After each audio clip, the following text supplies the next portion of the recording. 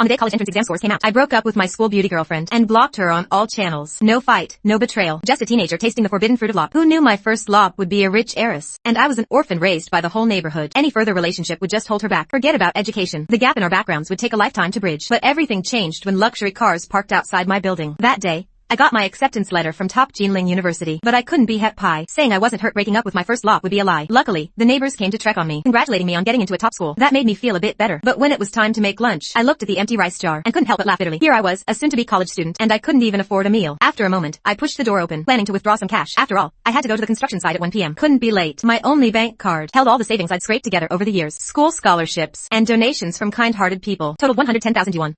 I withdrew some, bought 50 cents worth of noodles for lunch. In the big flower pot on the balcony, there were still some garlic chives I planted last year. Today, I'd make do with garlic chive noodles. Cost me just 50 cents total, plus some tap water. As I inserted the card, I suddenly felt dizzy. I quickly grabbed the handrail, thought it was low blood sugar and would pass. But a voice inexplicably popped into my head. Spend 200,000 to activate the tycoon system. I shook my head, thought, this scammer's got guts. Tampering with an ATM. I withdrew 200 yuan and left, carrying the noodles back. I ran into a neighbor who shouted, "Bong Yuan, there's a big crowd downstairs at your place. Hurry back and see. Lots of people, and lots of cars. Your homeroom teacher's there too." Hearing that, I quickened my pace. I shouldn't have any relatives. Cars and people. Probably here for poverty relief. I turned the corner. I hid behind a tree trunk, peeked out. Quite a few people, all in suits, and 3 stretch limousines. I took a deep breath, clutched my bag of noodles, stepped out from behind the tree, walked through the crowd toward home as if nothing was wrong. My homeroom teacher saw me and rushed over to grab my arm. "Bong Yuan, your biological parents are here. Come meet them. Oh, and here's the paternity test. Take a look." I took it, stunned, and stared at it for a long time. No one around me said a word. After a while, I looked up, though I'd mentally prepared myself. When my teacher said those words, my heart still raced uncontrollably. All these years, how much I'd suffered. Only I knew. I'd once hoped for my biological parents, but all I got was disappointment and loneliness. I looked back. An old man, a middle-aged couple. All 3 were crying, their bodies trembling slightly. I took a deep breath, trying to calm myself down. This wasn't fake. I knew what I looked like. So the moment I saw that couple, I had no more doubts. My features were practically carved from theirs. Facing those 3 people with teary eyes, full of expectation, I stepped forward, forced a smile. But the tears at the corners of my eyes couldn't be held back and rolled down. The middle-aged woman couldn't hold it in anymore. She rushed over, pulled me into her arms, and wailed, "Yuan Yuan, Mom is so re. Mom is so re. You've suffered all these 18 years. I never stopped looking for you. It's my fault. It's my fault I lost you. It's my fault I couldn't find you sooner." She was talking, then suddenly stopped, abruptly stepped back. Slap, slap, slap. She cried and slapped herself, one after another. The sound was sharp. I quickly wiped my tears, grabbed her hand. I'm not blind. This woman was only 40, but her temples were already gray. You could see how much she'd suffered all these years, probably trapped in self-blame and regret. But she ignored me, still crying loudly, slap after slap on her own face. It's my fault. Yuan Yuan suffered. Seeing her face starting to swell, I sighed and used all my strength to shout a word I hadn't said in over a decade. "Mom, it's not your fault. You definitely didn't mean it. Stop hitting yourself." I held her hand tightly. She finally stopped, not even wiping her tears, just gently stroked my face. In the blink of an eye, my boy has grown up. Tall, but too thin. Come see your useless father. And your grandfather." She pulled me over. Actually, I'd been secretly watching my father and grandfather too. The old man was sturdy, full of energy, clenching his fists. Not a single tear fell, but his eyes were red. When the middle-aged man saw me looking, he quickly wiped his tears and forced a smile. But more tears came. He didn't bother wiping them anymore, just stood there, at a loss. Bong's mother couldn't stand it. She kicked her husband's butt. "You useless man, it took you this long to find him." Bong Jichang didn't argue, just smiled sheepishly. Smiling, but tears kept flowing. Men don't easily cry, only when they're truly heartbroken. A father would never forget his own son. But just as he was about to say something, he didn't know what to say. Finally, he just covered his face and sobbed. I wiped my tears again. Took a full 2 minutes to prepare. Then, in a flat voice, I called out a strange title. "Dad, I've been looking for you for so long." This man in his 40s. This man who built a business empire. Now cried like a child. "Today is a good day. Stop crying.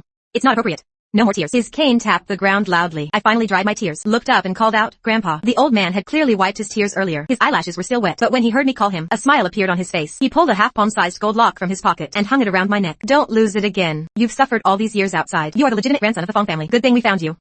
"Found you." "Found you," I nodded. The gold lock felt heavy around my neck. I took a moment, then asked, "You haven't eaten yet, have you?" "I'll cook. Let Mom try my cooking." I held up the noodles. "For you on worth.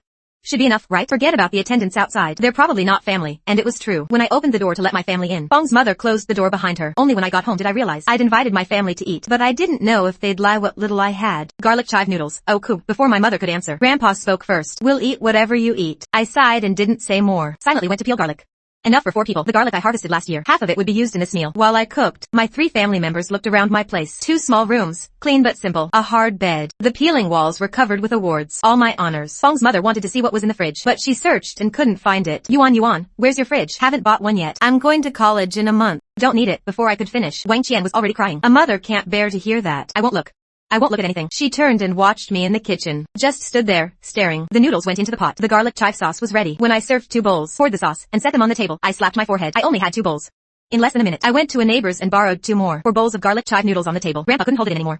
Tears streamed down his face. He picked up his chopsticks, mixed the noodles and ate. Tears fell into the bowl, bitter and salty. You eat first. Just leave the bowls on the table. I have to go to the construction site. I'm almost late. The foreman has a bad temper. I was about to get up, but my father, Feng Jicheng, grabbed my arm. Don't go. It's so hot out. You never have to work for money again. Our family's money will last you 2 lifetimes. Take this card first. He handed me a bank card. As his son, after reuniting, I accepted my father's gift for the first time.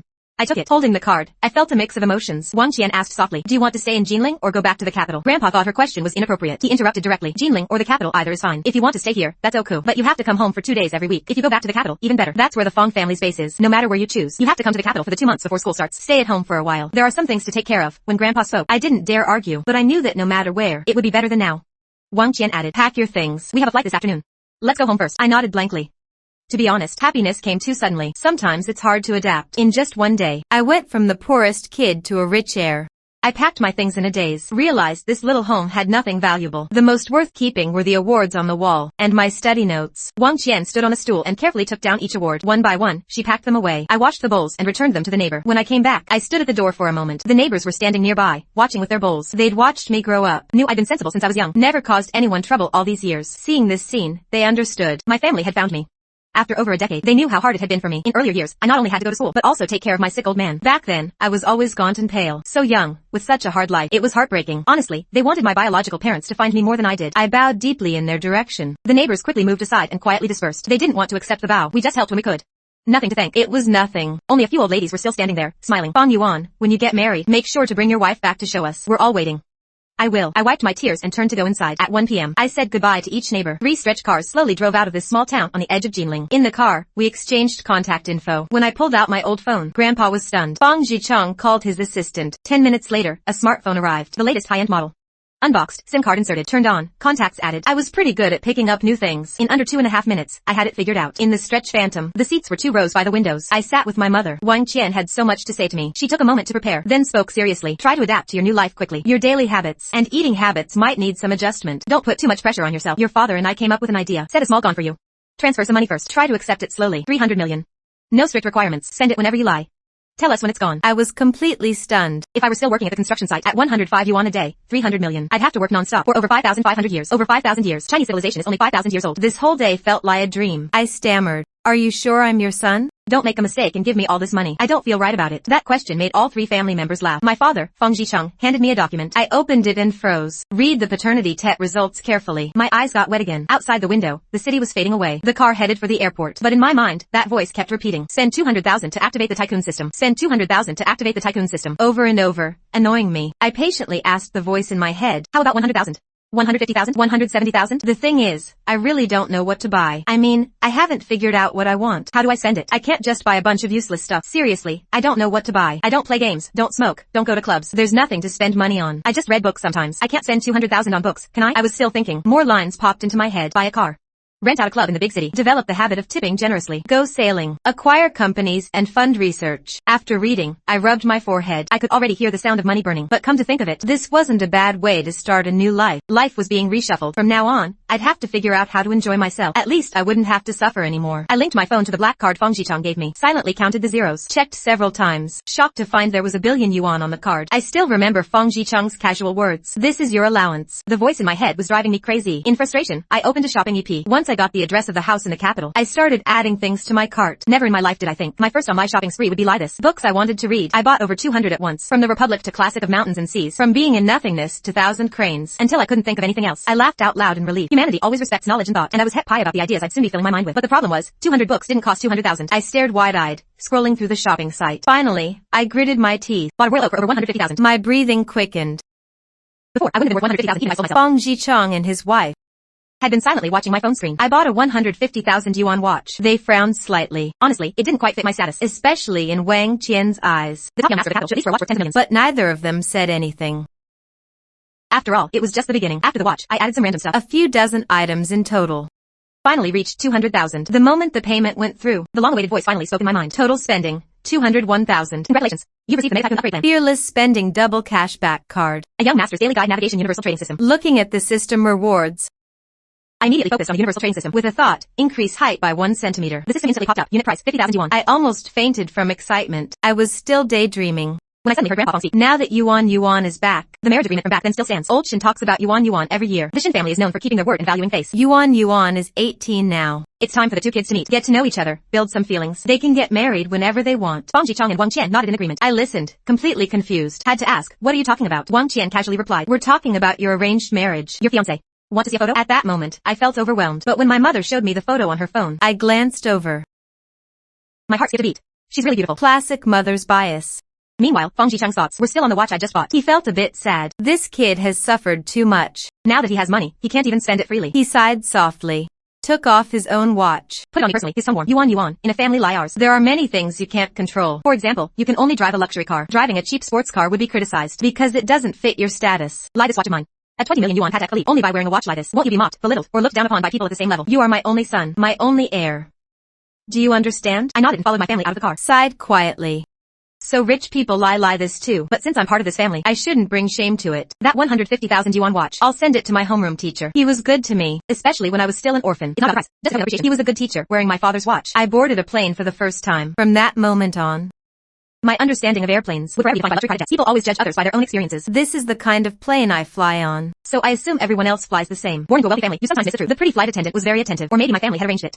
Several sets of fine new clothes in expensive gift boxes were brought to my lounge. This was the first time I wore clothes like this. Exquisite design, high quality fabric, and shoes too.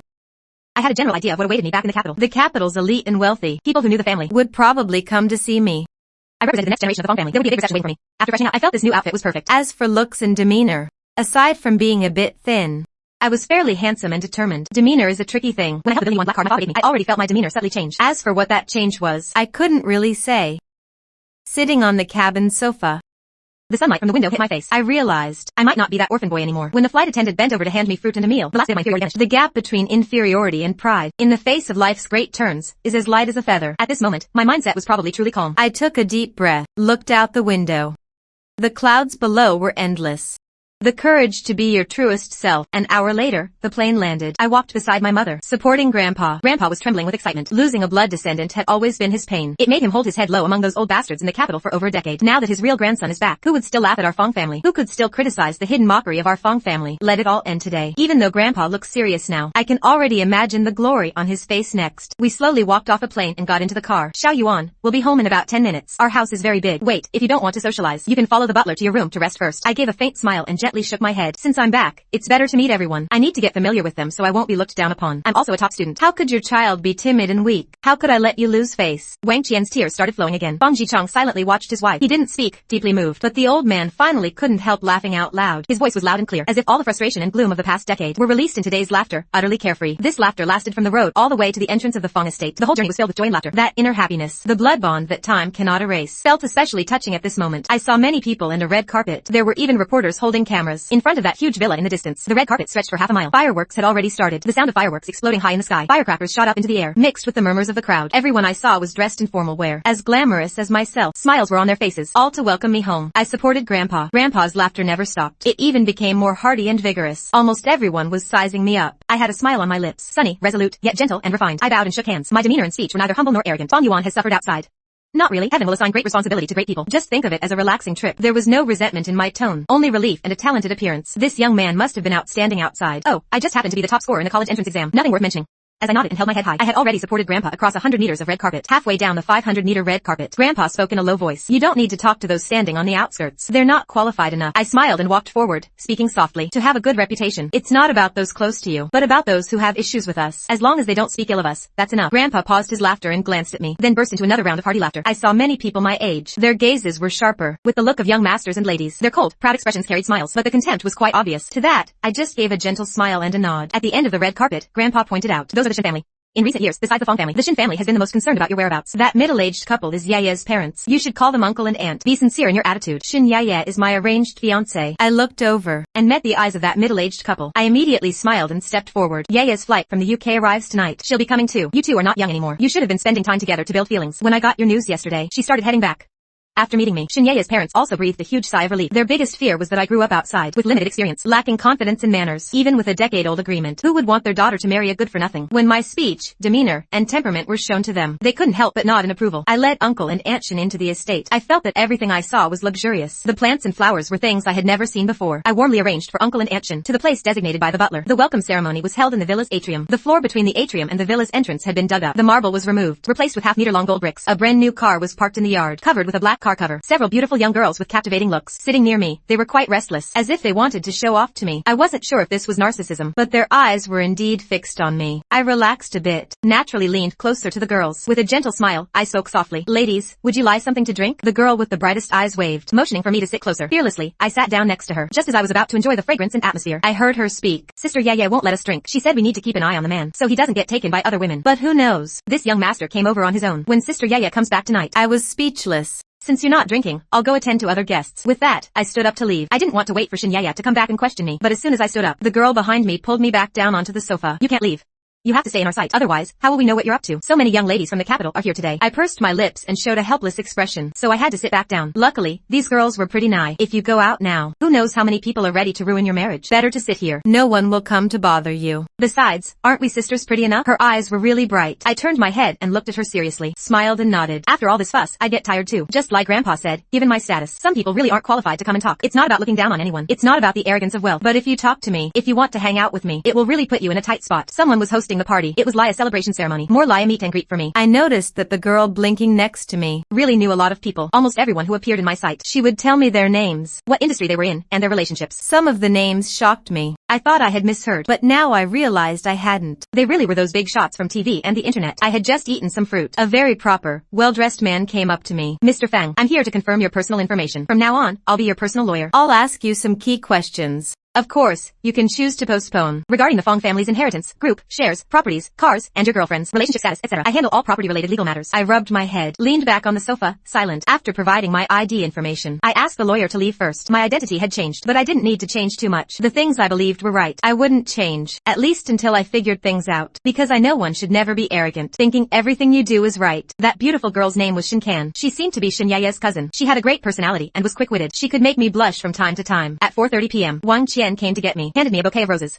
She's back. I held the flowers and walked to the end of the red carpet. Nowadays, people pursue freedom and ease, but I don't know why. I didn't dislike this arranged marriage feeling. Maybe when I was poor, I had expectations and envy for marriage. The car is here. It was a very ordinary Rolls-Royce. The driver opened the door. White shoes stepped from the car onto the red carpet. The girl looked over with scrutinizing eyes. Seeing me holding flowers, she quietly examined me for a while. Then she stepped forward and extended her hand. I handed her the flowers. Shin Yaya didn't take them. Instead, she stared into my eyes, stunned for a moment. I still reached out and gently took her hand, glancing at her. I even felt that Shin Yaya's temperament was a bit cold, but her palm was warm.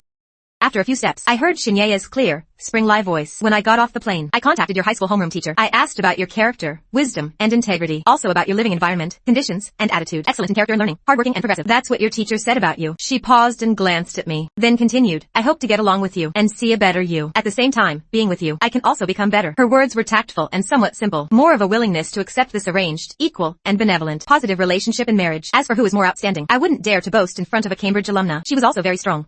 As we entered the villa, we let go of each other's hands, but Shin Yaya kept walking by my side. Her steps were light, making us look especially close. The orchestra music started, as if an invisible voice was announcing my return. The welcome ceremony began. Luckily, earlier with Shin Kan, I had learned about most of the guests' identities. This kept me from feeling awkward when talking to people. On the contrary, I could even chat a bit about the guests' own areas of expertise. Half was about learning, half was about marveling at the world. This tone and attitude in conversation were clear. The first impression it gave the guests was that I was different from those young masters in the capital. My starting point was mature and wise. I was willing to manage social relationships. At my age, this level of maturity was most impressive. At the most arrogant age, doing steady things was commendable. Shin Yaya went to change clothes. She probably needed to change into a more formal dress. I stood in a prominent spot, watching several old men walk out from the moon gate behind the rockery, laughing heartily. Old Fong pointed at me on the stage to those old bastards. The old men all had smiles on their faces, nodding to show they recognized me. Next time we meet, we'll be familiar, mainly if I have any trouble. The old men could help cover for me. Wang Qian and Shin Yaya's mother were talking excitedly. All the joy of these years was released today. Their wrinkles smoothed out, unable to close their mouths, standing on that solid gold floor. My mood was complicated, but fortunately, this party without a fixed agenda didn't require me to give an emotional speech. speech. All I needed to do was listen quietly. Uncle Wang Zhonglei sends a Ferrari Enzo. Aunt sends a Bugatti Veyron GT. Welcome Yuner home. Aunt Feng Ming sends a villa in the second ring road. Father Xin Jiangwei sends 5 villas in Shanghai. Aunt sends 5 villas in Nanjing. Zhang Li sends a gift of 5 million yuan. Wu Tao sends a gift of 5 million yuan. Lu Kaisheng sends a gift of 3 million yuan. Jin Chengzhong family sends 5 million yuan. Capital Wang family sends 10 million yuan. I stood there, my scalp tingling. I really haven't experienced much. My heart couldn't take it. The butler's calm, unhurried, moderate voice. Every word hit my heart. A constant clatter of money.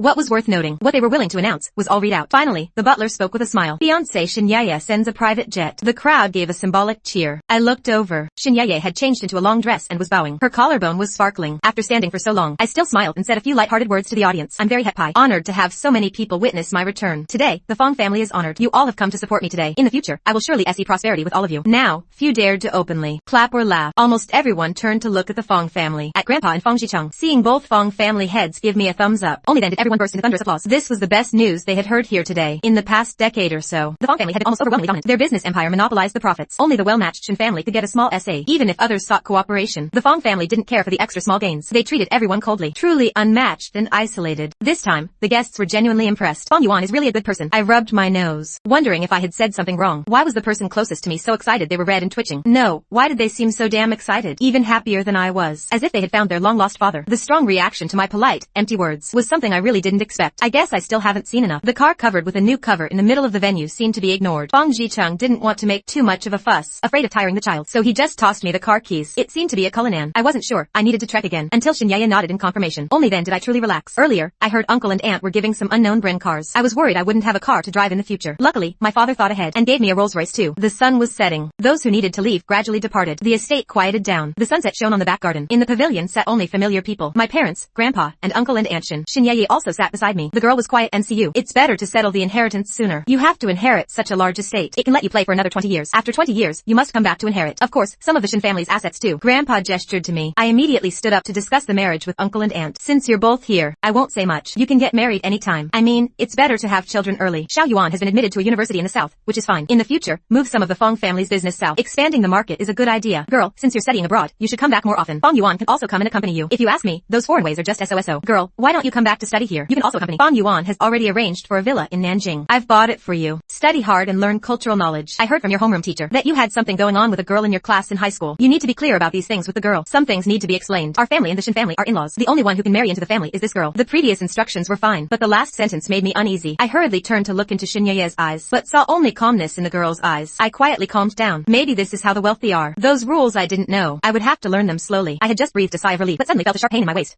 I turned to look. It was Xin Yeye's fingers pinching me. She still had that calm expression. It was dark. The family dinner in the villa was being prepared. The adults sat there drinking tea and chatting. Wang Qian urged me to take Xin Yeye for a chat. The garden was very large. The delicate roses looked enchanting and beautiful under the sunset and dim street lights. Don't stay out in the sun anymore. Your skin is getting tanned. I nodded. Working on a construction site is indeed very sunny. I'll give you. All of the Shin family's assets will be yours in the future. I just hope you won't let me down. All I want is a sincere heart. I won't let you down. Xin Yeye nodded gently. After a moment of thought, she spoke again. I'll come back to be with you. I heard that girl is at Peking University. One north, one south. She can't be with you. I shook my head. It's okay. I can take care of myself. Xin Yeye said softly. You don't understand. For a boy with your status and wealth, some things are out of your control. The temptations outside are too great. I'd better come back.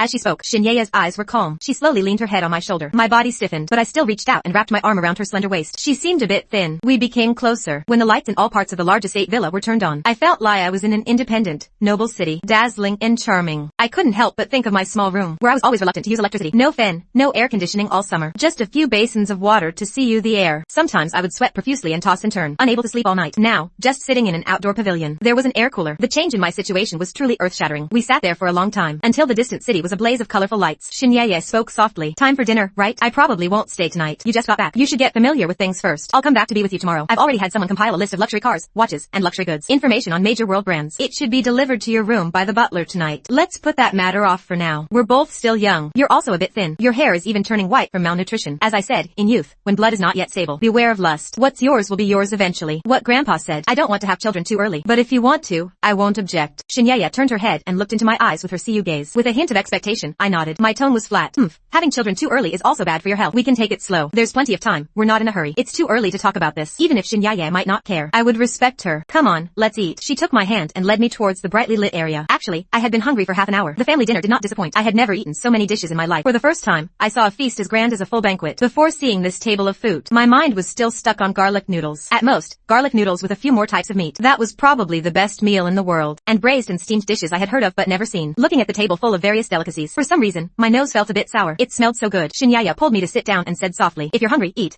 Don't wait for them. You need to be stronger, to be more manly. Shinyaya's temperament was clearly cold. Even her eyes were indifferent to everyone. But I had never heard warmer words than from her. Wang Qian was furious because Feng Jicheng and Grandpa were dawdling and hadn't come to eat. I've been waiting properly all this time. It really doesn't feel good. The big round table wasn't full. Everyone came. The food wasn't all served yet. It seemed far from ready. Xiao Yuan. Try some dishes you lie. Wang Qian's eyes were red all day today. I said oh and slowly picked up my chopsticks. Just as I was about to reach out, a sense of unfamiliarity hit me. Getting excited. I seemed to have forgotten how to use chopsticks. I wanted to try an ingredient I'd never seen first. Too bad I hadn't seen anything on the table. Even if I had, the ingredients had already been transformed. I suddenly put down my chopsticks and froze. A feeling of fear arose. Fear of the unknown wealthy life. Fear that I really lacked experience. Not knowing how to step into this luxury step by step. Not knowing all those details. Or how to handle so many rules. Suddenly, a warmth touched my lips. I snapped back and looked down. It was a piece of tempting meat. Turning, I saw Shinyaya's gaze. This is the braised pork Auntie made for you. I heard that during the years looking for you. Auntie kept perfecting this dish. Also you could taste it today. Whether you came back or not, she always worked on this dish. No matter who you are, or what lifestyle you choose, your family will always stand by you. Just be yourself. Looking at her gaze. Then I turned to look at my mother. In a daze, I quickly lowered my head and opened my mouth, swallowing the braised pork from Shinyaya's family. In an instant, the sourness in my nose spread to my throat. I held back my sobs. Closing my eyes, I trembled my lashes and savored it silently. In over a decade, I hadn't eaten braised pork often, but I could still tell. This dish was sweeter than any I'd had. A bit greasy, but very tasty. Soft and sticky in my mouth, going down. Lie a warm, sweet current. Before I could pick up my chopsticks, Shinyaya's hands didn't stop. She kept adding food to my plate. Gradually, my plate piled up. I just ate silently, occasionally saying cheerfully, it's good. Finally, I grabbed Shinyaya's wrist. Stop adding for me, you eat too. I added food for him. The atmosphere suddenly became warm and relaxed. Laughter gradually rose at the table. The old master brought out a bottle of Matai aged who knows how long. Opening the lid, a rich aroma spread. After much persuasion, my grandpa poured me a glass. I don't know how to taste wine, but that fragrant spiciness instantly invaded my taste buds and mouth. Until my mind, I understood. Wine really is a good thing. The chaotic thoughts in my head softened, turning into the power of alcohol. A small dish, then a sip of wine. What a numbness. So satisfying. I, Feng Yuan, am destined for a life of luxury. To hell with all that. I'll do what I want. I feel Shinyaya is good to me, so I'll be good to her. I'll marry her as my wife. Driving a cheap car isn't bad, but I think those cheap supercars are CU. What I want is passion and speed. Shinyaya let out a soft sigh. Though she saw I was a bit tipsy, this wasn't necessarily a bad thing. It would make me more at ease, more willing to accept this long-lost comfortable life. First time drinking, and I got completely drunk. Still my fiancé, Wang Qian, helping me back to the room, also wanted to come in and wash her son, settling the cradle. But in a blink, this mother couldn't help much anymore. She had been watching Shinyaya's actions. She's a good daughter-in-law. Today, the Shin family gave over $1 billion in real estate. That already says enough.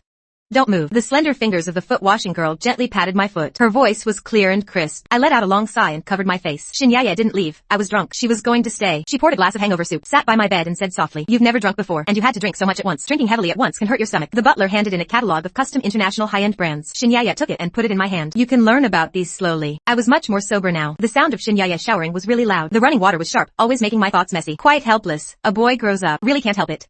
While she was showering, I finally had the energy and time to look at the 4 things the system gave me. Just as I was marveling at how awesome the system's gifts were, a voice came from the bathroom. If you're sober, come wash up. I took off my clothes, habitually looked for a basin, only to find there was only a bathtub and shower here. Without thinking much, I pulled open the bathroom door. Hearing the door open, Shinyaya's gaze immediately swept over. We locked eyes, and I suddenly remembered she was still inside. Quickly closed the door, apologizing in a panic. Sorry.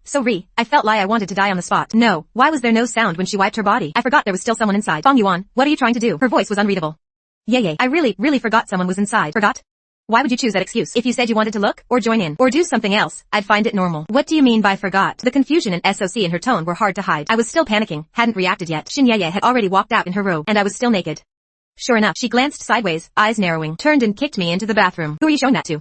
Hurry up and wash up and sleep. I started washing, but found I didn't know how to use the shower controls. Normally, I could manage, but the Fong family's controls were too abstract. I fumbled for a long time with no clue. Yeah, I can't use the shower controls. The water won't come out. Wait, I'm coming. Shinyaya walked over. She must have been drying her hair. Her hair was still loose, carrying a fragrance. Her slender fingers adjusted the water temperature for me. Then she coldly said one thing. Oh, you have abs. Not bad. Then she gracefully turned and left. After showering, Shinyaya had clothes ready for me, helped me put on the robe and tighten the belt. Sleep. I'm turning off the light. Morning. A ray of sunlight came through the curtain gap. My body suddenly jerked, shouting, "The foreman is calling roll." Then I woke up with a start, seeing the decorations above my head. My mind relaxed. No need to worry about being late. Looked down. Shinyaya was gone. The warmth was still there from last night. We were really proper. I just held her. Oh, seems we kissed. That's all. There was a sound from the bathroom. She must be washing up. I didn't really want to get up. Seems I'd never experienced lying in bed. Awake. A clear female voice came. What time is it? 6:35. Shinyaya mumbled through her toothbrush. Why are you up so early? If I lie in on the first night with you, what would Auntie think? Besides, you kept muttering about the foreman and 50-cent soy milk all night. How could I sleep? I sighed. This habit really is harmful. The foreman's fierce glare is still vivid in my mind. Shinyaya went to say good morning to Wang Qian. I lay in bed. Past 6. I couldn't sleep anymore. Got up, put on my robe, and pushed open the balcony door. The eastern sun shone on my face. I'd never seen such a gentle sun. On the small table beside me was the flower tea Shinyaya had brewed. I sat down and poured myself a cup. The fragrance was refreshing. Soon, she pulled me downstairs to eat. Through the glass window, eating pea and beef cubes, watching several supercars being towed into the estate. These were the 2 cars from my uncle and aunt yesterday. One was a highly collectible Ferrari Enzo. One was a daily driver Bugatti Veyron GT, both nye. Of course, the Rolls-Royce Cullinan for my father was also good. Alright, here's the problem. I don't have a driver's license. I heard Shinyaya can even fly small planes. The gap between people is bigger than between people and dogs, even though she's my fiancé. The old master also likes a little drink in the morning. Old man Fong was about to have another drink with his grandson, but seeing Wang Qian and Shinyaya's expressions, he had to stop. I never dared to think breakfast could have meat. I can slowly get stronger. Yaya seems to lie the strong type. Halfway through breakfast, a group of lawyers entered the estate. I didn't bother savoring. I quickly filled my stomach, ready to cooperate with the work. Shinyaya tapped my chopsticks. Don't rush. They wait for you, not you catering to them. Eat your meal, rest a bit, then go. I was a bit confused. Is eating tiring? Need to rest? But I didn't voice my question, just nodded in agreement.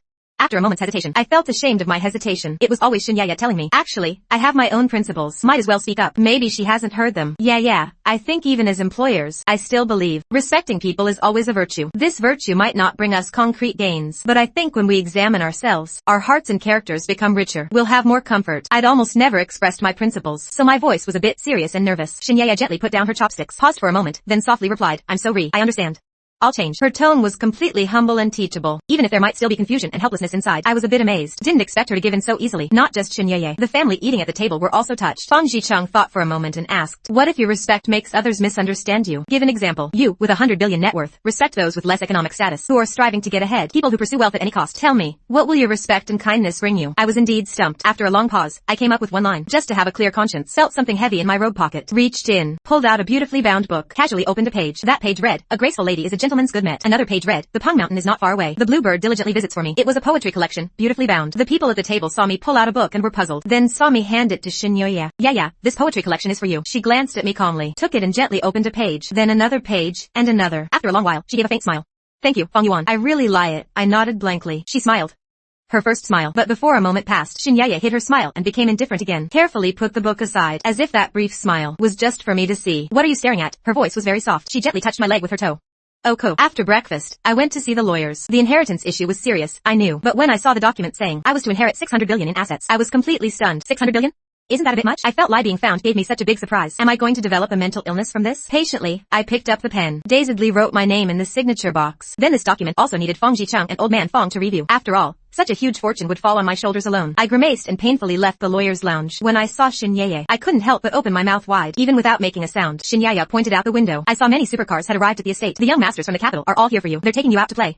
But I can't drive. Find a driver from home to drive the supercar for you. You sit in the passenger seat and go have fun. Come back early tonight. I'll stay at your place for a few days. I found the butler. He really found me a driver. So the Bugatti hit the road. I was added to a group. A unique chat group for the capital's playboys. Young master, send a red envelope. Yeah, young master. Our first meeting. Shouldn't you send a red packet to celebrate? Right. When the young master steps in, it's always grand. The driver had already introduced these people to me. I'm the son of the capital's richest family. That's why he's called young master. These young master's families are almost all in business. That's why they do such flashy things. I stared at the group chat, deeply puzzled. After thinking, I sent a 50 yuan red packet in this 13-person group. 3 seconds later, the group exploded. 666. Total red packet 50 yuan. Damn, I got 0.01 yuan. Never grabbed such a small red packet in my life. As expected of the young master. Truly a stunning move. Young master's awesome. Young master's amazing. I looked down at the chat, frowned and thought for a moment. Still felt I should change the subject. Try to divert everyone's attention from me. So I typed, the lucky one sends the next red packet. The group suddenly went quiet. Not sure if they dared or didn't want to respond. I can only ask again. Who's the second young master? Come out and say hi. Mao Qianxiang was driving, while keeping an eye on the chat. When he saw the words second young master, he knew he, as the lucky one, couldn't escape. So he slowed down. Without hesitation, put 500,000 yuan into a red packet. My eyes were glued to the screen. Seeing the red packet appear, I tapped it directly. 178,000?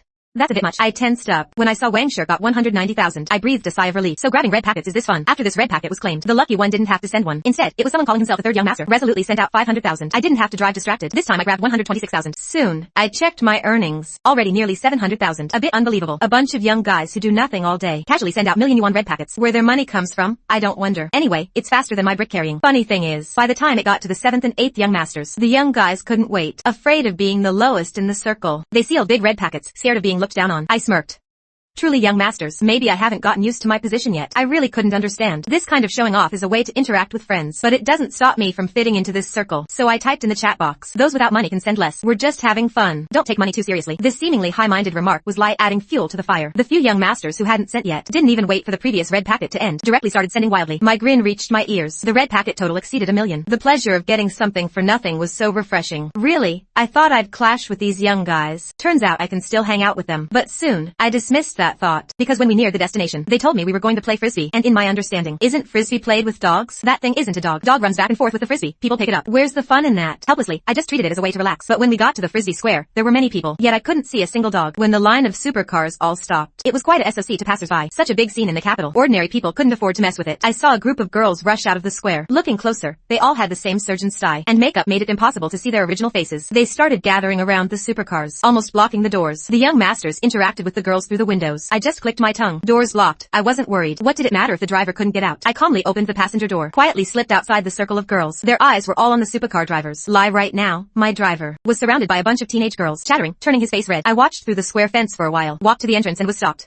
Sir, which session are you in? I pointed at Mao Qianxiang and the others. I'm with them. The doorman was very polite. My clothes were all high-end custom luxury brands. He spoke politely and softly. Sir, Mr. Mao's session is the highest end one here. Participation requires asset verification. I frowned. Didn't understand what kind of dog was so expensive. Slowly stepped aside. Wait and see what the young guys say. Actually, I was really worried. My balance of 2.4 billion, showing it at the door, would be seen as fake. I really didn't want trouble. But by now, I was extremely interested in this frisbee sport until Mao Qianxiang and the other young masters woke up from the girl's soft embrace. Remembered they were supposed to accompany the big. Xiao Mao quickly pushed aside the girl blocking his view, looking for me, only to find me standing outside the square gate, seemingly blocked by a clueless doorman. Damn, that's the biggest young master in the capital. Mao Qianxiang shouted at the doorman from afar. You might not know my big brother, but don't you know me? I was here yesterday. Is my face worthless? I watched Mao Qianxiang storm over. Wanted to tell the young guy it was a misunderstanding, but it was too late. Look down on my big brother? Then what use is this face? Mao Qianxiang slapped himself a few times, making the doorman stagger. I was shocked and quickly grabbed his hand. The hand that was slapping. Do you need to go this far to get close to me? Is it worth it? The doorman was completely stunned. He'd never seen anything like this. A quick-witted young master immediately stepped forward to introduce. This is our biggest young master in the capital. Reported in yesterday's Capital Daily. The heir who was found is this one. Remember him next time. I covered my face and silently turned around. What kind of cheesy introduction is this? Hearing that call of young master, I got goosebumps all over. After he finished, I turned back, forced to smile, then quickly dropped it. Let's go in now. The environment inside was really nice, but everyone kept walking, as if the destination was the innermost part. Walking through the glass floor, the innermost courtyard came into view. A wide lawn with simple rest tables and chairs. Most eye-catching were the girls already laughing crisply. This time, not just me. All the young masters were stopped. Those with assets over 50 million can enter. Mao Qianxiang and the others nodded at me. This is the highest end session. The girls inside are top-notch. Very good at serving. He gave me a look. I frowned in confusion. I felt like I was in a brothel, but I still took out my phone and showed it to the Ma Najio. The male Ma Najio, with black-rimmed glasses, carefully looked at the number. As he counted, he realized something was off. My balance seemed a bit outrageous. 240 million? No, this is 2.4 billion. The Ma Najio quickly looked up, just as he met my deep, unreadable gaze. I nodded seriously. I said I wouldn't make a fuss, and as he turned to leave, he quietly told me, next time I come here, it's on the house. I nodded. I lie that you don't charge. The frisbee game officially started. I went in with a group of young people. As the coach explained the rules, I realized this wasn't the human dog frisbee I imagined. It's a frisbee game played between people. This sport is a bit of a mishmash. It blends soccer's positioning, basketball's passing, and football's scoring. Pretty abstract. Of course, what these young people were after couldn't be too proper. Once the coach left, I could see those rich kids' faces light up. They started playing, and I just sat on the sidelines watching. Just as I expected, someone did take the dog's place, happily engaging in physical contact. Not to mention those obviously fake wrestling moves. If they're going to fall, they might as well show off all the right curves. I found it pretty boring, but even though I stayed on the sidelines, some girls still set their sights on me. But after 10 minutes, the young men and women suddenly didn't want to play anymore. It was all because I got involved. No other reason. Just that every time I threw the frisbee, I'd casually yell, go get it. Lie, I was telling my yellow dog to fetch it. Everyone was stuck, not knowing whether to grab it or not, so they just didn't want to play anymore. Playing any longer would feel like an insult to their dignity. Alright, no more playing. Everyone sat on the sidelines, chatting and laughing with their dates. The main topics were bragging and shooting the breeze. Honestly, I envied them. These days, not many young people can eat, drink, and have fun without a guilty conscience. I feel like in my first 18 years, I've already suffered all the hardships of a lifetime. So for the rest of my life, I just need to enjoy it. I'm really not interested in anything else. As for keeping the Fong family's massive fortune intact, I've thought about it. For example, why does the son of a top wealthy family fail to sustain wealth for 3 generations? There's only one reason. The second and third generations always think they're better than the first. They think they can build an even thicker foundation, but the result is often just a lot of wasted effort, ending in failure, and the family declines with them. Besides that, don't talk about being obsessed with pleasure. Even if someone is a gambling addict, they can't squander the family fortune. The money is truly endless. I think I'm just an ordinary person. Since I have more money than I could spend in 10 lifetimes, why would I bother? The group has plenty of capable people. They don't need me. At most, while enjoying life, I'll see what good stuff the system gives me. If I can add a bit of profit to the family, I will. Just use it carefully. Maybe that's more effective than me meddling in family affairs. Enjoy the moment. Once the frisbee game ended, those girls changed completely. They went from distant to fawning, overly attentive. The young men didn't give them a hard time either. Just a back rub, handing over water, nothing out of line. After all, these high-end girls aren't short on money. There are plenty of older men who lie them. I followed the group of young people out of the frisbee square. After crossing a few overpasses, it was already noon. A summer water-themed hotel paradise. A high-end place to escape the heat. The water park was quite large. As soon as the young people entered, they went straight to the private pool area. From the entrance, Amana Gio came to greet these walking sperm. I entered a large room. Inside was a private pool over 20 square meters. The air conditioning was on, and next to the pool was a standard king-size bed. Bathing and entertainment facilities were all available. There was also iced soda, sweet fruit snacks. It really was a great place to escape the heat. I could learn to swim first, things I never had the chance to do before. I'll slowly make up for now. Just as I changed into my swimsuit and came out of the fitting room, my phone rang. Picking it up, I was a bit stunned. This number looked familiar. I answered the call and greeted politely. Hello, who is this? There was no sound on the other end. I asked again, who is this, please? Fong Yuan. The voice on the phone was calm, almost elegant, but it trembled slightly. Hearing that voice, I snapped awake. Is it Ningbing? My voice immediately softened. By Ningbing, my high school girlfriend. I was the one who broke up with her on graduation day. Why did you delete me without a word? I stammered, unable to speak. I deleted you by accident. Oku? The girl's voice was still refined, but now it was a bit choked up. I asked the homeroom teacher. She said your scores were enough for Peking University. Why didn't you keep our promise? Why'd you secretly change your application to Nanjing University? It's closer to home. It's convenient for school. Going to Peking University would cost extra travel money each year. Too expensive. You know my situation. We're too different. My voice was earnest. Every word sincere. It was the most honest excuse I could think of. But didn't I say I'd cover your tuition fees? I have allowance money. I never cared about your money. Don't you understand me? I found a chair and sat down, speaking earnestly. I think we're too different. I might not be able to give you the life you want. Really, you deserve someone better. Before I could finish, she interrupted. Don't be like this, Oku. I lie you. My family has money for me to spend. I don't need a man to be rich. I just want to be with the person I love. Yuan, don't be like this, Oku. Have you forgotten all our promises? I swallowed hard and finally spoke. Things are different now. We're not right for each other. It's my fault. Really, I don't want to wrong you. Is it about your biological parents? I went to your place yesterday. Your neighbor said you left. I made it clear. There's another girl. Our families arranged it 18 years ago. She's going to be in my life forever. So, by Ningbing, I let you down. For me, you're really not worth it. There was a long silence on the other end. She probably understood what I meant. She just stayed quiet. The call was still connected. Then I heard crying. Bai Ningbing is such a gentle girl. The kindest, most wonderful girl I've ever met. If it weren't for Shin Yoya, as soon as I settled down yesterday, the first thing I'd do is find her contact again. I want to know if she's okay. I desperately hope she finds someone who truly cares for her. It's best if she leaves disappointed. I'd rather be a jerk in her mind. A shameless, despicable image, than let her fall too deep, clinging to a relationship with no future. If I'm with Shin Yeye, I really, truly don't deserve Bai Ningbing anymore. A girl like her is a gift from heaven, kind and gentle. I waited silently for her to hang up. During that time, I felt panicked and helpless, reluctant to let go, yet heartbroken. I could hear her sobbing. Hang up. I forced my tone to be cold, but my eyes were already red. The call didn't end. The sobbing continued. What are you waiting for? Curse me out. Go away, Oko. I don't lie you anymore. I shouted hoarsely into the phone. Fong Yuan, where are you? Can I come see you? I'll just watch from afar. Oku? The girl still couldn't let go. Her voice was pleading. I wiped my tears, swallowed the sob, and kept yelling into the phone. What are you coming for? To be the other woman? Just go away, Oku. Don't waste my time. I'm with her now. With that, I hung up, grabbed a drink and downed it in one go, looked up at the sky, unable to calm down for a long time. In the end, I had the driver take me away. Next time those young people go out to play, I'll tag along again. There might be some things to handle in Jinling. I need to go back.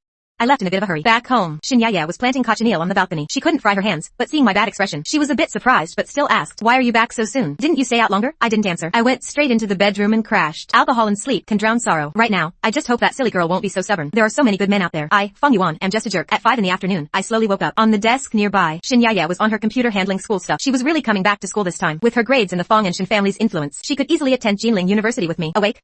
There's water on your right, she said softly. Even though I had things on my mind, I wouldn't bring my emotions to her. I got out of bed and headed to the bathroom when Shinyea's voice came from behind. While you were sleeping, a girl called.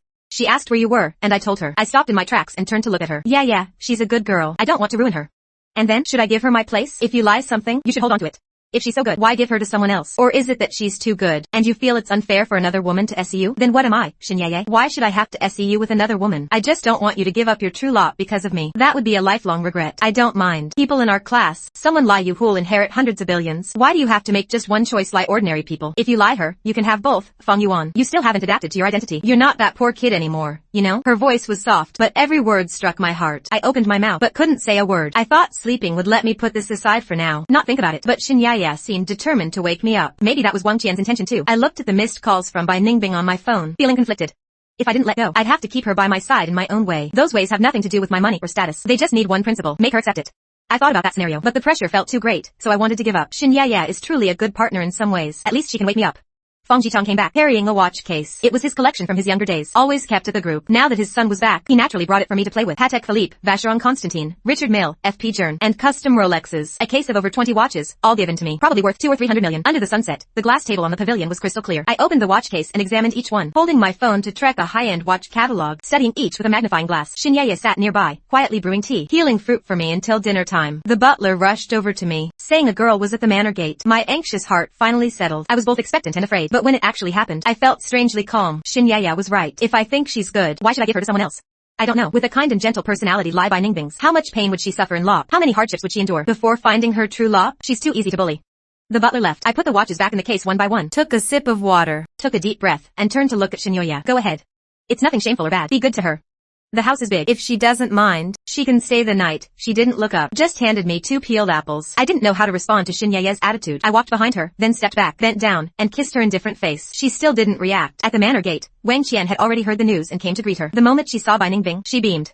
Bai Ningbing was very fair, with top-tier looks, figure, and intelligence. A true beauty and scholar, but she looked unwell, with red, swollen eyes, as if she'd been crying for a long time. Wang Qian also noticed a detail. Bai Ningbing drove a white Ferrari. At least she was from a matching family background. Before I came over, Wang Qian stepped forward to comfort her warmly, quickly apologizing on my behalf and explaining my difficulties. Auntie, I know. I just wanted to see him. I came from the capital. I usually lie in Jinling. I flew over this afternoon. Oh my, so far. You came straight from the airport? That brat Feng Yuan doesn't know how to care for people, making you travel so far to find him. Come on in first.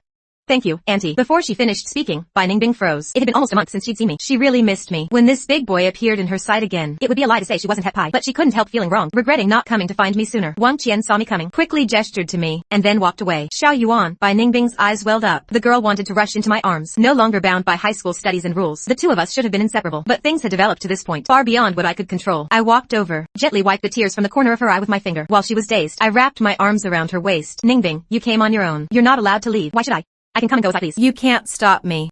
And who said you could touch my waist? Her voice was slightly choked, but I never wanted to let go. I led her through the front garden's flowers, took the small elevator upstairs, not to the bedroom, but to the study, and gave her an apple to eat. Did you peel this for me? She peeled it for you. She said I should treat you well. When I said that, I felt my face sting, but I had no choice. Some things have to be said clearly, and said openly. Even if I get called shameless, I have to go for it. Bai Ningbing looked down at the apple in her hand, peeled carefully and neatly. I stood beside her, holding my breath. The air felt frozen. Finally, I heard a soft sigh. I couldn't tell what it meant. Then she took small bites of the apple, crying as she ate, eating in silence. My heart ached terribly. I'd rather Bai Ningbing curse me out, hit me hard, or slap me with her shoe, but she just endured it alone, making my heart hurt. Your sister's apple is delicious. When she called her sister, my heart clenched. I closed my eyes and spoke hoarsely. Forget it, Ningbing.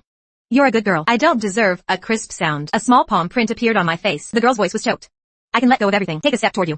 What about you? You're telling me to leave. Did I come all this way to find you? Just to hear this? I've given up everything. I only want you. Don't you understand? Where's your courage? When you asked me to be your girl, you weren't this timid.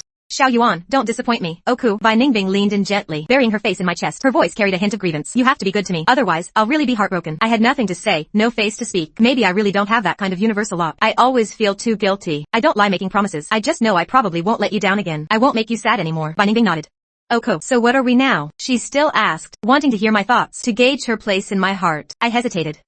You're my girlfriend. In a few years, I'll find a chance to propose to your family. Bai Ningbing suddenly took my hand and placed it on her waist. You're at that age now. Don't think because I'm quiet and refined, you won't come to me. I'll be a good girlfriend. My hand just rested quietly on her waist. At that moment, I had no lust. After all, you still have to believe in love. The beauty of the world, whether you see it or not, is still there. Sometimes, keep your eyes open. Step steadily, and happiness will suddenly arrive. Lie now. As we were hugging, Shinyaye quietly entered, stood behind us for a while, put down a fruit plate, and slipped away. Luckily, Bai Ningbing didn't see.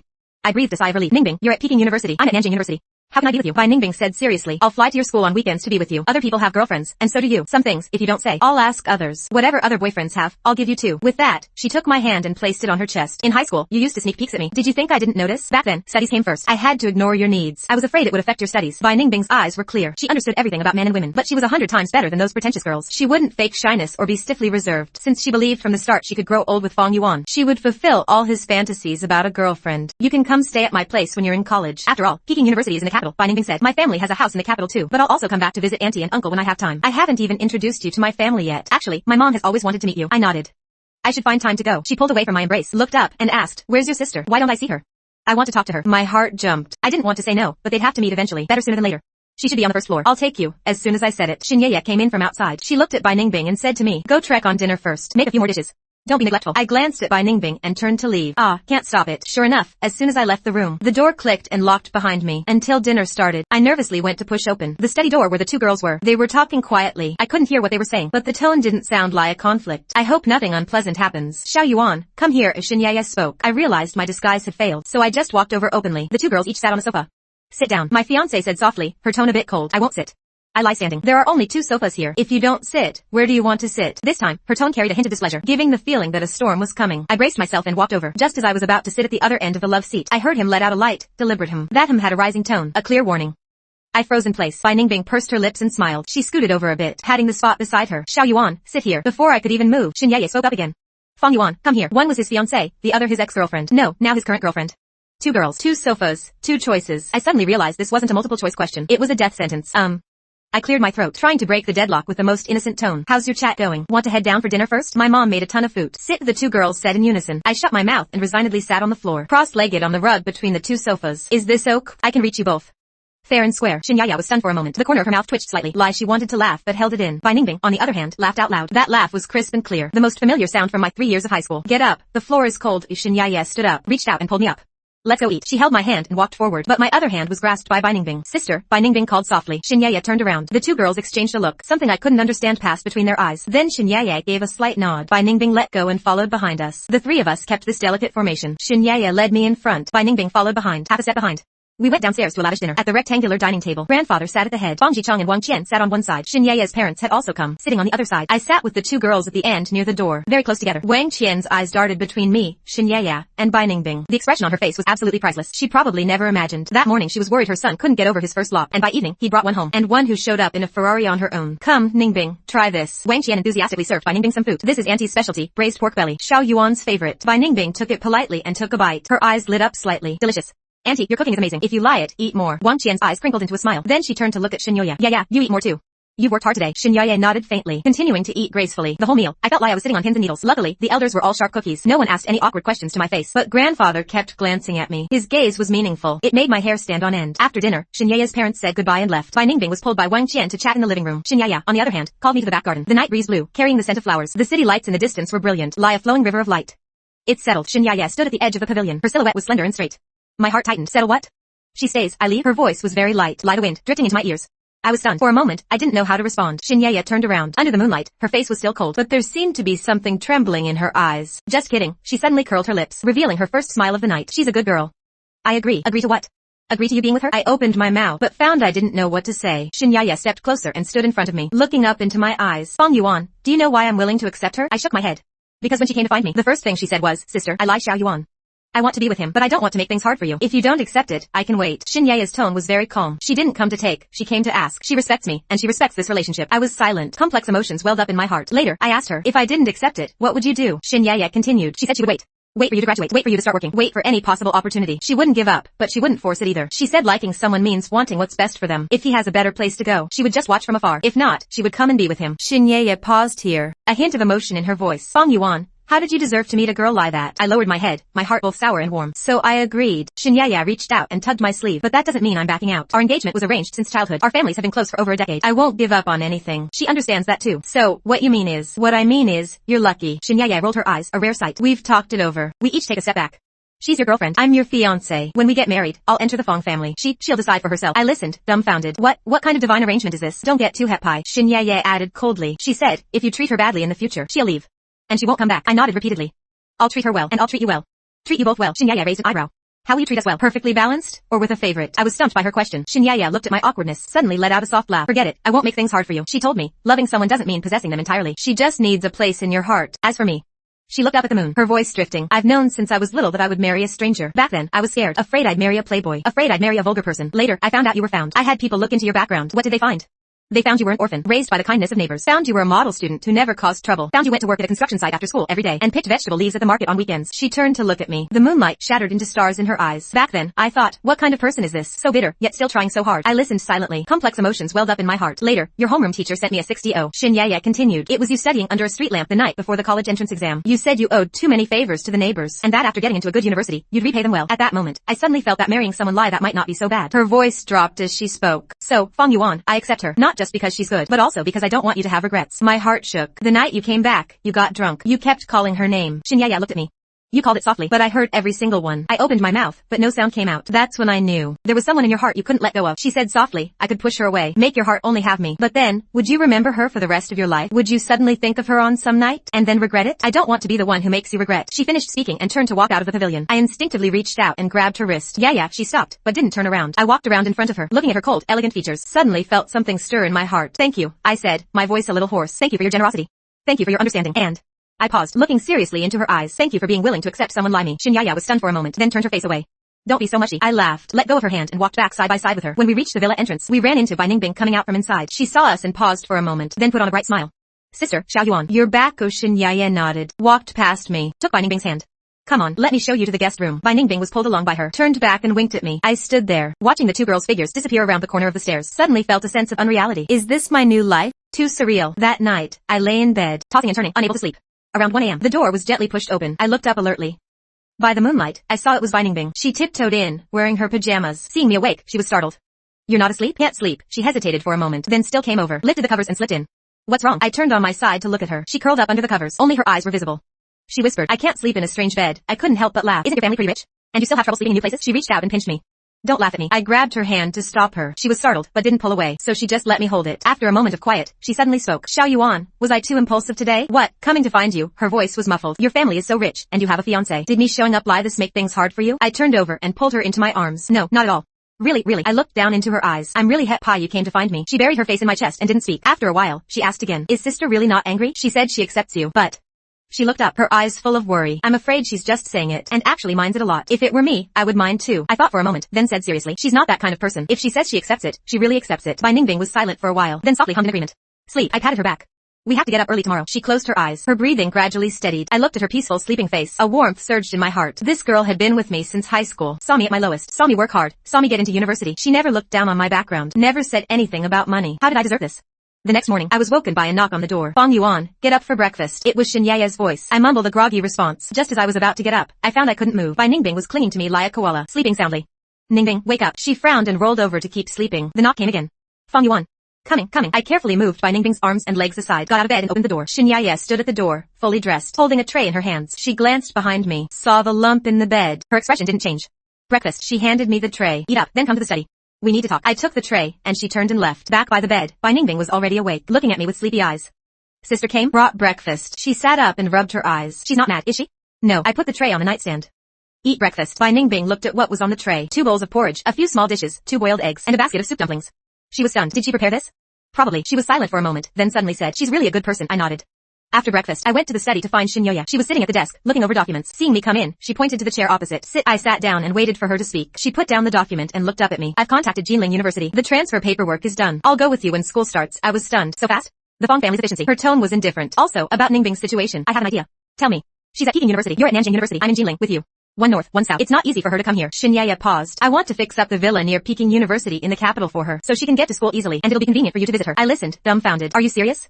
Of course. She looked at me. What? You think I'd mistreat her? No. I quickly waved my hands. I just think you're being too good to her. Shinyaya was silent for a moment, then said softly, I'm not being good to her. I'm being good to you. My heart shook. You have her in your heart, so I can't treat her like an outsider. She continued. If she's doing well, you'll be at ease. If you're at ease, this family of ours can be stable. Yeah, don't be so mushy. She raised a hand to stop me. This is just a temporary arrangement. We'll deal with the future later. I looked at her cold, elegant features. Suddenly felt this girl was deeper than I thought. It wasn't that she didn't mind. She just chose the smartest way to handle it. The following days were surprisingly peaceful. Bai Ningbing stayed in the capital for 3 days, spending every day with Xin Ye. They went shopping together, had tea together, talked about school and the future together. Sometimes when I tried to join in, I felt like the third wheel. After 3 days, Bai Ningbing had to return to Jinling. She didn't have much luggage, just one suitcase. Xin Ye drove her to the airport. I sat in the passenger seat. The two girls chatted happily the whole way. I, the so-called male lead, could barely get a word in. At the airport, Bai Ningbing suddenly hugged Xin Ye before getting out of the car. Sister, thank you. Xin Ye was stunned, then reached out and patted her back. Safe travels. Bai Ningbing let go of her and turned to me. She looked into my eyes, opened her mouth. Finally, she just said, Xiao Yuan, wait for me. I nodded. I'll wait for you. She turned and walked into the terminal, her figure gradually disappearing into the crowd. The car was very quiet on the way back. Xin Ye was driving, her eyes fixed on the road ahead. She suddenly spoke. She cried. What? When she hugged me just now, she cried. I was silent, not knowing what to say. Xin Ye glanced at me. Don't you have anything to say? I do. I looked at her. Thank you, Ye. Really? She looked back at the road and kept driving. After a moment, she softly hummed in acknowledgement. That summer passed quickly. Xin Ye and I spent every day together, reading, drinking tea, walking, chatting. She taught me about wine and watches, taught me how to tell good cigars from bad. I taught her how to cook and identify wild vegetables, taught her how to carry 800 bricks a day at a construction site without getting yelled at by the foreman. When I told her about my past, she always listened quietly, occasionally asking a question or two, never showing sympathy or pity, but I knew she remembered it all. Once, we passed by that old neighborhood in Jinling. I pointed to the dilapidated building and said, I used to lie there. She stopped the car, looked at the building, silent for a long time. Want to go up and see? I hesitated for a moment, then nodded. The hallway was still so dark. The stairs were still so steep. I walked in front. She followed behind. Her high heels clicked on the concrete steps, making a crisp sound. At the door, I took out the key. I've kept this key all along. Never threw it away. The door swung open. Everything was still the same. That hard bed. That broken desk. That wall covered in awards. Xin Ye walked in and stood in the middle of the room, looking around. She walked over to the wall, looked at the awards, one by one. First prize in math competition, second prize in physics competition, model student, outstanding graduate. She read them softly, her voice drifting. You've been this amazing since you were a kid. I stood at the door, not going in. She turned to look at me. Fang Yuan, you know what? I used to think I was pretty unlucky, knowing since I was little that I'd marry someone I'd never met. Couldn't choose for myself. But now, I suddenly feel, maybe my luck isn't so bad after all. I was stunned. She walked over and stood in front of me, looking up into my eyes. You're not some rich young master. You're someone who made it here step by step on your own. You're not a playboy. You don't squander money. You don't bully others. You can endure hardship, and you can enjoy good fortune. The people in your heart, you treat them all well. Yeah. I accepted Ningbing not because I'm generous. She interrupted me. It's because she knew you first, loved you first, walked with you through the hardest times first. She saw your goodness before I did. She's more qualified to stand by your side than I am. But you're qualified too. I took her hand. Our engagement was arranged by our families. You haven't done anything wrong. You're qualified too. She looked at me, the corners of her mouth lifting slightly, revealing a very faint smile. So the three of us all have great taste. I was amused by her words. She laughed too. Her smile was lighter than moonlight. As we left the old house, I took one last look at the little room I'd lived in for over a decade. The awards were still on the wall. The marks were still carved on the desk corner. The flower pot that once held garlic was still on the windowsill. This place held my loneliness and my struggle, my despair and my hope. This place held the chocolates Bai Ningbing secretly gave me, the mornings and evenings she pretended to run into me. This place held countless sleepless nights, all my imaginings of the future. Now, I was leaving. As I closed the door, I didn't look back. On the first day of school, Xin Ye and I went to Jinling University together. Her transfer went smoothly. Same major, same class as me. On registration day, the advisor looked at our files and was stunned for a long time. You're engaged. Xin Ye spoke calmly. The advisor opened his mouth. Finally, he just said, Good. That's great. During military training, we stood in different squads. During breaks, I could always see her sitting in the shade of a tree, holding a water bottle, quietly reading a book. Occasionally, someone would try to chat her up. She wouldn't even look up, and they'd slink away. Some busybody came to ask me, who's that cold beauty to you? I thought for a moment and said, my fiancé. They were stunned, then gave me a thumbs up. Bro, you're awesome. After military training, classes officially started. Xin Ye and I chose the same courses, went to class together, left class together, ate together, studied together in the library. She didn't talk much, but when she did, it was always on point. Whenever I didn't understand something, asking her was the right move. On weekends, Bai Ningbing would fly in from the capital. She always arrived Friday night and left Sunday afternoon. Every time she came, she brought us a ton of good food, Beijing pastries, her mother's homemade pickles, and scarves and gloves she knitted herself. Once, she knitted 2 scarves, one for me, one for Xin Ye. Xin Ye took the scarf and looked at it for a long time. Then she said lightly, pretty skillful hands. Bai Ningbing smiled, her eyes curving into crescents. Glad you like it, sister. Sometimes the three of us go shopping together. Sometimes we watch a Mu 6 together. Sometimes we just hang out at Xin Ye's rented apartment off campus, each reading our own books, occasionally chatting a bit. To outsiders, this relationship seems very strange. But for us, it has a strange kind of peace. I know Bai Ningbing feels wronged inside. She never says it. I know Xin Ye has her own calculations. She doesn't say it either. They are both, in their own ways, maintaining the balance of this relationship. All I can do is be good to both of them. During winter break of sophomore year, I went to Bai Ningbing's house. Her family lives in a villa district in Jinling, bigger and more impressive than I imagined. Her parents are both intellectuals, gentle and refined, very polite to me. During dinner, her mom asked about my family background. I told the truth. An orphan, raised by the kindness of many, just recently found by my biological parents. Her mom paused for a moment, then she picked up some food and put it on my plate. You've had a hard life, child. At that moment, my nose stung a little. Her dad was silent for a while, then suddenly asked, are you you sincere towards Ningbing? I looked him in the eye and nodded seriously. That. She then asked, what's the deal with your fiancé? I had already thought about how to answer this question. Her name is Shinyoye. It's a betrothal our families arranged when we were young. She's a very good person. She's also very good to Ningbing. The three of us have our own way of getting along. He looked at me for a long time, then finally sighed. We can't control you young people's affairs. As long as you're good to Ningbing and don't let her suffer, we'll be at ease. I nodded solemnly. I will. Coming out of the Bai family home, Bai Ningbing saw me to the door. She held my hand and whispered, my mom just told me. She thinks you're quite honest. I laughed. Is that a compliment or an insult? She laughed too. Of course it's a compliment. I looked at her and suddenly asked, Ningbing, do you regret it? She was stunned. Regret what? Regret coming to find me. I looked at her. If it weren't for me, you could have found a better boyfriend at Peking University, had a normal relationship, without having to SE with someone else. Don't you feel wronged? She was silent for a moment, then looked up at me. Her eyes were very bright. Xiao Yuan, do you know why I lie you? I shook my head. Because of the way you studied under the streetlight. She said softly, one night in my sophomore year of high school, I passed by your building. I saw you reading under the streetlight. It was so cold. You were wrapped in an old cotton jacket. Your hands were red from the cold, but you were still memorizing words. At that moment, I thought, this guy is going to make something of himself someday. She reached out and smoothed the wrinkles on my collar. Later, when I pursued you, you kept avoiding me. I asked you why. You said you weren't good enough for me. I said I didn't care if you had money or not. You still didn't believe me. On graduation day, you broke up with me. I cried for days. But Xiao Yuan, I've never regretted it. She looked into my eyes and said, word by word, what I lie is you, the person. Not your family's money, not your status. Whether you're rich or poor, you're still you. Now you have money. You have a fiancé.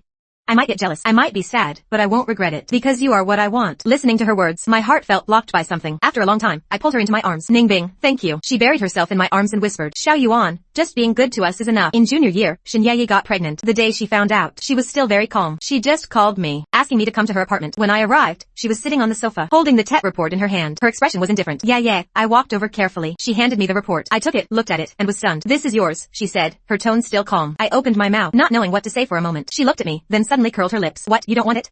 No. I quickly shook my head. It's just so sudden. She looked away, staring out the window. I think it's sudden too, but since it's here, we'll keep it. I sat down beside her, holding her hand. Yeah, I'll take responsibility. She turned her head to look at me, a hint of softness in her eyes. I know. The news spread back home. Grandfather was so happy he almost jumped out of his chair. Wang Qian flew over that very night, bringing a pile of supplements and B-buy supplies, filling Shinyaye's apartment to the brim. Fang Jichang didn't come, but he transferred 5 million to me, saying it was a gift for the child. When Bai Ningbing found out, she was silent for a long time. She sat by the window, looking at the sky outside, not saying a word. I stood behind her, not knowing what to say. After a long time, she turned her head and looked at me. Xiao Yuan, are you happy? I was stunned for a moment, then nodded. Happy, she asked again. Is sister happy? She's happy too. She was silent for a moment, then smiled gently. That's good. Then Ningbing. She stood up and walked in front of me, looking up at me. Xiao Yuan, promise me one thing. Tell me. She reached out and smoothed the frown between my brows. You have to be good to sister, good to the child, good to all of us. I held her hand. I will. She nodded and leaned into my arms. I know you will. That winter break, Shinyaye returned to the capital for prenatal care. Bai Ningbing also went to the capital, saying she wanted to accompany her sister. The two lived under the same roof, one resting for the pregnancy, the other taking care. I flew over every few days to see them. Every time I went, I saw them walking together, shopping together, discussing B-buy supplies together. Once, I saw Shinyaye leaning on the sofa, and Bai Ningbing crouching in front of her, massaging her swollen feet. Shinyaye looked down at Bai Ningbing, with a tenderness in her eyes I had never seen before. At that moment, I suddenly felt maybe this was the best arrangement fate could make. The child was born on a day when spring flowers were blooming. Shinyaye was in the delivery room for 6 hours. Bai Ningbing and I waited outside for 6 hours. Wang Qian and Fang Jicheng also came. Grandfather, with his bad legs, waited for news at home. When the nurse came out with the B-buy and said mother and child were safe, I went completely weak. Bai Ningbing held me up, her eyes red too. I went in to see Shinyaye. She was lying in bed, her face a little pale, but her eyes were very bright. Where's the B-buy? She asked. Outside. My mom is holding him, she nodded, then looked at me. Fang Yuan, give him a name. I thought for a moment and said, let's call him Fang Yan. Nian as in to miss, to remember. Nian as in never forget. She was stunned for a moment, then smiled gently. Good. When Ningbing came in, Shinyaye was already asleep. She stood by the bed, looking at Shinyaye's sleeping face, then at the B-buy in the swaddle. Suddenly, she said softly, Xiao Yuan, I've made up my mind. About what? She turned her head and looked at me. I'm going to develop my career in the capital. I was stunned. Why? She smiled, a very faint smile. It's too hard for sister to raise the child alone. If I'm close by, I can help. Besides, a child can't be without an aunt, right? I looked at her, a complex feeling welling up in my heart. Ningbing. She raised her hand to stop me. Don't say anything. I've decided. At that moment, I suddenly understood. These two girls were no longer just my girlfriend and fiancé. They were each other's support. They were the pillars of this home. They were the greatest luck of my life. On the child's 1-month celebration, we held a small banquet in the capital. Only the closest people were invited. The elders of the Fang and Shin families, Bai Ningbing's parents, and a few neighbors who had watched me grow up. At the banquet, grandfather held his great-grandson, grinning from ear to ear. Wang Qian was busy greeting the guests. Fang Jicheng, for once, drank a bit too much. He held my hand and said a lot. Bai Ningbing's parents also came. Her mom held the B-buy, her eyes red, and said, this child was Bai Ningbing did when she was little. Her dad, on the other hand, kept staring at me. Finally, he sighed and said, forget it. I can't control you young people's affairs. Near the end of the banquet, I helped Shinyaye back to her room to rest. She had just finished her postpartum confinement and was still weak. Bai Ningbing followed, bringing her a bowl of soup. Sister, drink it while it's hot. Shinyaye took the bowl, looked at her, and suddenly said, Ningbing, thank you. Bai Ningbing was stunned for a moment, then smiled. What are you saying, sister? It's only right. Xinyaya lowered her head to drink the soup and didn't say anything else. I stood by, watching this scene, and suddenly felt like it was a lifetime away. A year ago, I was still that poor kid eating noodles with garlic, carrying bricks at a construction site, quibbling over a 50-cent bowl of noodles. A year later, I had parents, a grandfather, a fiancé, a girlfriend, and a newborn son. It all felt like a dream, but I knew it was real, because when I watched Xinyaya drink her soup, and Bai Ningbing tuck her in, and the child sleeping peacefully in the cradle, I felt a sense of security I had never known before. That was the feeling of home. That night, I couldn't sleep. I went out to the balcony alone. The moonlight was very bright, spilling over the yard like a thin layer of frost. The city lights flickered in the distance, like countless stars fallen to the ground. I heard footsteps behind me. I turned around. It was Bai Ningbing. Why aren't you asleep? I asked. She walked over, standing beside me. Can't sleep. We stood side by side, looking at the distant lights. After a moment of silence, she suddenly spoke. Xiao Yuan, do you think we can keep going like this? I turned to look at her. She was looking into the distance, her profile looking especially soft in the moonlight. It's not that I don't trust you, or that I don't trust sister. It's just that sometimes I wonder if something will change in the future. If someone will leave. Will. No, I interrupted her. She turned her head and looked into my eyes. I said seriously, as long as I'm here, it won't happen. She was stunned for a moment, then smiled. That smile was very light, very faint, but gentler than the moonlight.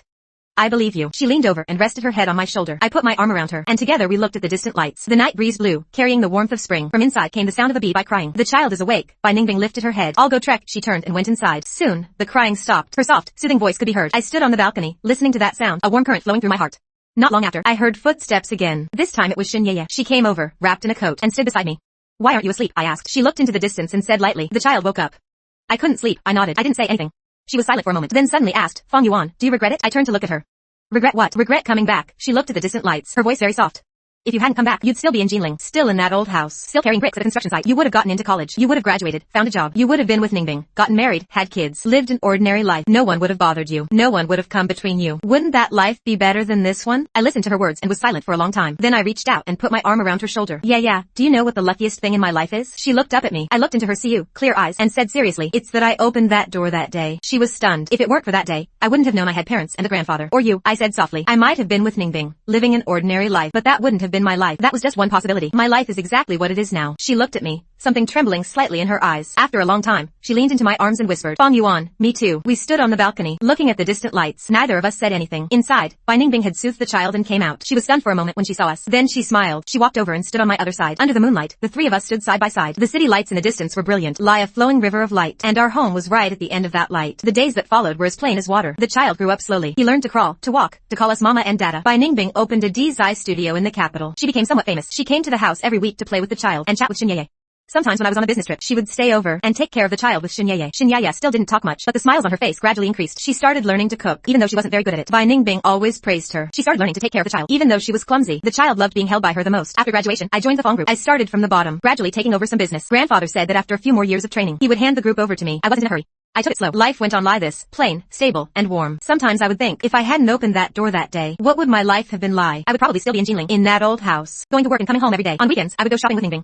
We would get married. We would have a child. Worry about daily expenses. Worry about the mortgage and car loan. That kind of life wouldn't necessarily be bad. But I knew that wasn't my destiny. My destiny was to meet them. It was to find my parents after 18 years apart. It was to meet the fiancé who had waited for me for 18 years. It was to take back the hand of the girl who had pursued me for 3 years. It was to have a home.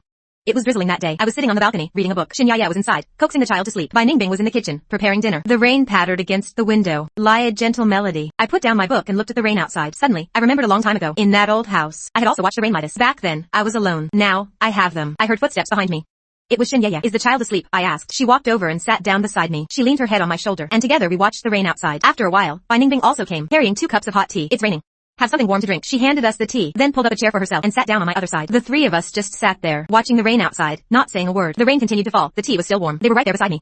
At that moment, I suddenly understood. The greatest luck in life isn't about how much money you have or how high a position you hold. It's about having someone to sit with you when it rains. It's about having someone to hand you a cup of tea when it's cold. It's about having someone waiting for you to come home late at night. I used to think I was the loneliest person in the world. Now I know. I just had to walk a very long road before I could finally reach them. Outside, the rain gradually stopped. Sunlight streamed through the clouds, falling on us. Bai Ningbing suddenly spoke. Xiao Yuan, what are you thinking about? I looked at the sunlight outside the window and said softly, I'm thinking, I'm very lucky. Xinyaya lifted her head and looked at me. Bai Ningbing also turned her head and looked at me. I smiled and reached out to put my arms around their shoulders. It's so good to have you. They were stunned for a moment, then looked at each other and smiled. The sunlight fell warmly on us at that moment. I suddenly remembered, a long time ago in that old house, the pot of garlic I had planted on the balcony. It always grew very slowly, but every time it sprouted, it gave me a surprise, just like my life. I had walked such a long road, endured so much hardship, waited so long, and finally, this day had come, where the heart finds peace.